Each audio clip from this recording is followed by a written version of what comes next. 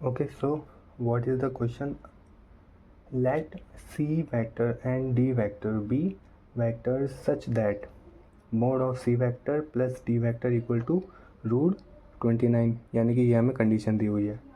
And C vector cross 2i plus 3j plus 4k equal to 2i plus 3j plus 4k cross D vector, ये दूसरी condition दी हुई है हमें।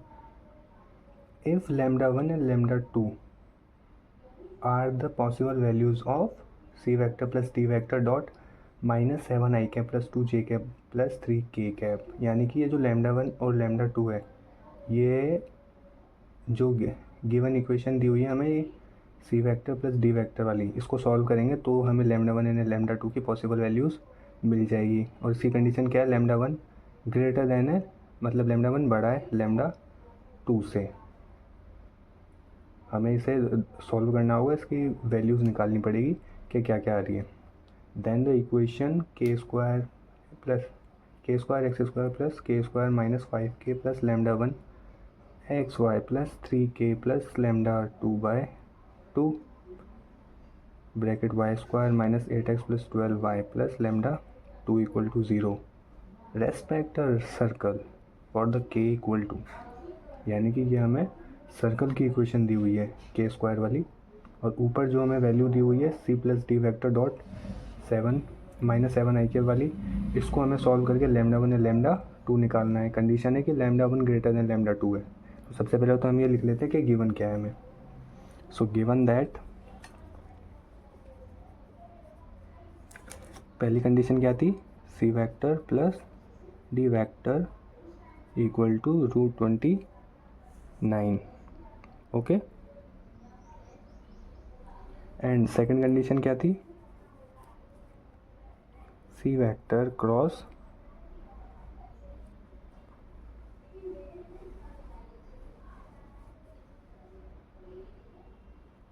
2i plus 3j plus 4k equal to 2i plus 3j plus 4k, इसका cross d vector के साथ। अब ऐसा करते हैं अपन, इसको ए मान लेते हैं, ए वेक्टर मान लेते हैं। देन इक्वेशन क्या हो जाएगी? 2i plus 3j plus 4k equal to sorry then C vector cross a vector equal to a vector cross d vector. अब जो बेसिक फार्मूलाज होते हैं उनसे सबसे पहले हम इसे एक तरफ ले आते हैं, तो ये ऐसा तो हो जाएगा A vector minus D vector cross 0। अब इसको हम पलट के लिख लेते हैं, C vector cross a vector, तो ये माइनस से प्लस में हो जाएगा वेक्टर्स के फॉर्मूले से। ओके, अब हम इसे ऐसे डिस्ट्रीब्यूटिव फॉर्म में, तो हम इसे कलेक्टिव कर लेते हैं। कलेक्टिव करेंगे तो ये आ जाएगा C vector plus D vector cross a vector equal to 0। अब नाउ ये C plus D vector cross है ए वेक्टर के साथ और इक्वल टू 0 आ रहा है। अब जब किसी भी दो वेक्टर का क्रॉस 0 आ रहा होता है तो वो दोनों वेक्टर पैरेलल होते हैं। तो C vector plus D vector parallel हो गया ए वेक्टर के। और पैरेलल वेक्टर की कंडीशन क्या होती है? जैसे कि ए वेक्टर पैरेलल है अगर बी वेक्टर के, तो हम इसे लिख सकते हैं A vector equal to lambda times B vector. तो यहाँ पे क्या आ जाएगा? C vector plus D vector. अब लैम्डा हमें क्वेश्चन में पहले दिया हुआ है, तो कंफ्यूज ना होने के लिए हम इसे लैम्डा को म्यू मान लेते हैं ताकि कंफ्यूज ना हो। तो यहाँ पे आ जाएगा म्यू इंटू बी, क्या है? A vector. ओके, सो हमें C vector plus D vector ऊपर क्या दिया हुआ था? रूट 29। अब यहाँ से वैल्यू पुट करके देखते हैं एक बार, तो ये आ जाएगा mod of mu a vector equal to root 29। तो mod of mu a vector की वैल्यू क्या थी? ये वाली थी, तो तो इसे हम रख देते हैं। अब वेक्टर फॉर्म से मोड निकालना तो आता ही होगा। मोड कैसे निकालते हैं, under root x square plus y square plus z square, coefficient of i cap j cap and k cap का स्क्वायर करते हैं अपन मोड निकालने के लिए। मोड मतलब कि मैग्नीट्यूड हो गया। तो 2 का स्क्वायर 4, 3 का 9, 4 का 16 इक्वल टू रूट 29। ऐड करेंगे तो 29 आ जाएगा, और ये भी 29, ये भी 29, 1 हो गया। तो म्यू की वैल्यू हो गई ±1। ओके, अब म्यू की वैल्यू आ गई ±1। अब इसको उठाकर हमें रखना पड़ेगा दूसरे में, नेक्स्ट वाले में। 2 केस बनाएंगे अब अपन। फर्स्ट हो जाएगा म्यू इक्वल टू 1 वाला। अब म्यू इक्वल टू जब 1 है तो C vector plus D vector का डॉट करा देते अपन क्वेश्चन के according 7 I cap plus 2 J cap plus 3 K cap के साथ। अब C vector plus D vector dot, अब यहाँ पर सी प्लस डी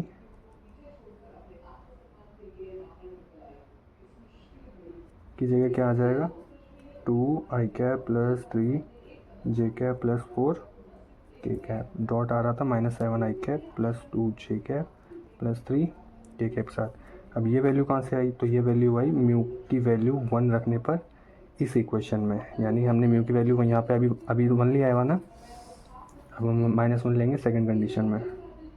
तो म्यू जब 1 लिया तो यहाँ पर आ जाएगा c plus d vector equal to a vector. तो हम सी प्लस डी की जगह ए वेक्टर को डायरेक्ट ले लिया। तो यहाँ पे आ जाएगा -14 प्लस 6 प्लस 12 इक्वल टू 4। ना सेकेंड कंडीशन में म्यू इक्वल टू -1। जब म्यू को -1 लेंगे तो यहाँ पे आ जाएगा C vector plus D vector dot -7 I cap plus 2 G cap plus 3 K cap. अब यहाँ पर आ जाएगा -1, तो म्यू की वैल्यू -1 ले ली है। तो यहाँ पर आ जाएगा -2 आई कैप प्लस 3 जे कैप प्लस 4 के cap, sorry minus dot -7 I cap plus 2 J cap plus 3 K cap. Solve करने पर क्या आएगा, 14 6 12 यानी कि -4। अब हमारे पास 2 वैल्यूज़ आ गई। अब ये हो गया λ1, ये हो गया λ2, क्योंकि हमारे पास कंडीशन क्या थी, λ1 इज़ ग्रेटर देन λ2। तो λ1 इज़ 4 एंड λ2 इज़ -4। हमारे पास λ1 λ2 आ गए। अब हम देखते हैं कि हमारे पास गिवन इक्वेशन क्या थी सर्कल की। So given equation of circle की गिवन इक्वेशन क्या थी, k² x² plus k² -5k plus λ1 xy plus 3k plus λ2/2 y square plus नहीं minus 8x plus 12y plus λ2 equal to 0। अब जो स्टैंडर्ड इक्वेशन होती है, स्टैंडर्ड इक्वेशन ऑफ सर्कल क्या होती है, x² plus y² -2xa -2yb plus a² plus b² minus r² equal to 0। अब यहाँ पर कहीं भी तुम्हें xy दिख रहा है, नहीं दिख रहा, तो यहाँ पर से हमें xy वाली टर्म गायब करनी पड़ेगी, यानी कि इस वैल्यू को 0 रखना पड़ेगा। अब यहाँ पर xy 0 नहीं हो सकते। अब आप पूछेंगे क्यों नहीं हो सकते, क्योंकि अगर हमने x को 0 रखा या फिर y को 0 रखा तो यहाँ पर x² और y² की वैल्यू 0 हो जाएगी।